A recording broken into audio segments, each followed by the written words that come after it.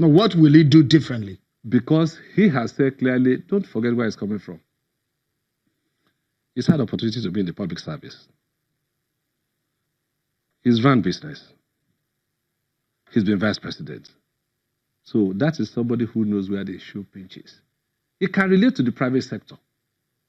When they see, and I'm going to take this as a prediction, when in February 2019, the election results are reeled out and Atiku becomes president, the first thing you are going to see is that activity on the stock exchange is going to rise.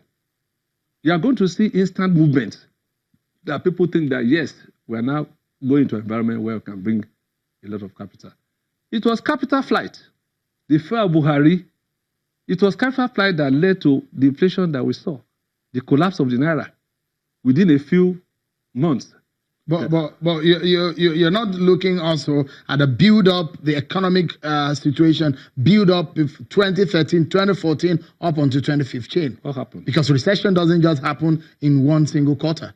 Honestly, when I had the opportunity to speak to one of the finance ministers a few days ago, you know, we ran into each other, and it was very, very clear that recession was not part of... Look, don't forget that in those years we were talking about, Nigeria was becoming the best invested destination in Africa. Everybody was already coming into Nigeria. And then something happened. And everybody started, you know, drawing back. What is that? What does that give you? Let me quickly take you, Chief Daniel, let me take you quickly to one issue. Is it a campaign tool, or is it serious about the issues of restructuring? To be very, very honest with you, when I sit with His Excellency Abubakar, Atiku Abubakar, and he speaks of what he wants to do about restructuring, I get scared. Really? What does he have in That man plans? is coming with a revolution. Because he said to me that, look, by the time he finishes, even presidency will not be attractive. Because part of the problem we have in this country is that all powers emanate from the villa. Even the private sector cannot move without network to the villa. And that is what is stifling the economy. So he really wants to cause an upset. There is no doubt in my mind that he means business.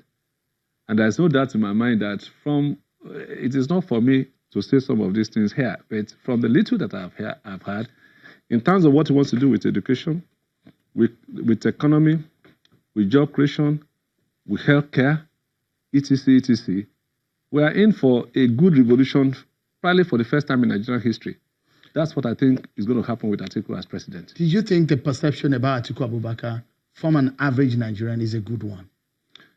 That perception, like I usually say, I can give you a typical example about, you know, we got somewhere one day and they were asking, we put them on the spot, people were asking questions about, oh, you cannot, you were denied American visa and therefore, you know. And then we did a test, about 150 odd people were in that room. And we then said, look, people who have had challenges with visa, US or America here, should please raise up their hands. 3/4 of the people stood up. No, but his own case is different. What is it? About how the stories about how he's not able to get to the United States. And the report that has been released by the Congress of the United States during the regime of an American president at the time. Yes.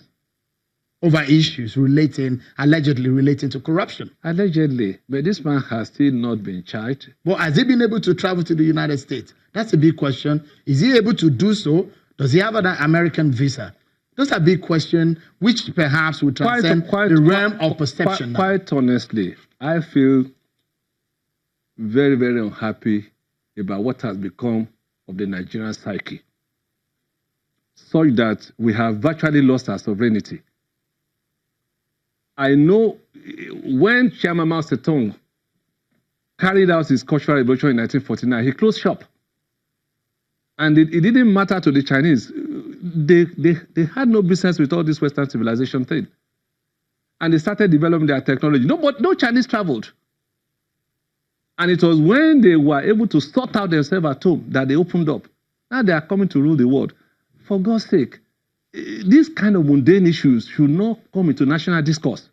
And I'm talking very, very seriously. But I mean, the integrity of the person who will lead a nation, has it now become that a particular country is the one that determines the integrity of somebody who wants to rule this country? But does it matter that the fact that these issues allegedly are raised? Listen to me. And from this country up to the United States? Listen to me. I am aware, as a matter of fact, that when you go to the people who issue the visas, you go on the counter there. These are small boys. And what is it in a visa? They have a right to exercise their judgment. And sometimes they exercise judgment wrongly. I think this sort of thing should be discouraged. And I'm very, very strong about this matter. What is it about visa? I've not gone to America since I left. I have visa, I didn't go. Since I left government in 2011, I've not gone to America. What am I going to do there? So I think that Nigerians should come to terms with the fact that this is a sovereign country. There can be other issues as far as Atiku is concerned. And let me tell you, a number of people do not know this man. He has told me clearly that you, OGD, go and get the visa. But I'm not going anywhere. I want to face the problem of this country. I want to solve the problem. And we should solve the problem of this country. Well, when I finish what I want to do, if it is next year and you think I want to travel, I'll travel. We know people who have become presidents all over the world that didn't get American visa. As soon as they won the election, America started inviting them. Don't let's go into all these diplomatic... I don't know what I'm communicating. Absolutely. But we must leave at that. But it's always a pleasure talking to you. You're such a smooth talker. No, I'm not a smooth talker. Part of the case is I like facts and figures to put on the table. It's not about smooth talking. Former Governor of Ogun State, Gbenga Daniel, it's a pleasure talking to you. Is that all? Well, I thought you would take me for 1 hour so that we can trash all this matter. I'm not even spoken. We need to get the other side. Okay. So thank you so much for coming on the show. I'm not started at all. We'll get you another time to bring you here and talk it more. Thank you so much. It's a season, and we'll do more of the talking. Thank you. It's a pleasure. Always my pleasure to talk with you. Thank you so much. Thank you very much. Well, Gbenga Daniel, a former governor of Ogun State, right-hand man to Atiku Abubakar, the candidate of the People's Democratic Party. We'll take a break now. It's a race to find the best candidate. How would you know as a voter? It's by assessing the characters of these men and women, about 79 of them, seeking your vote. What they say, are they capable of doing? More on these issues after this break, everyone. Join us again.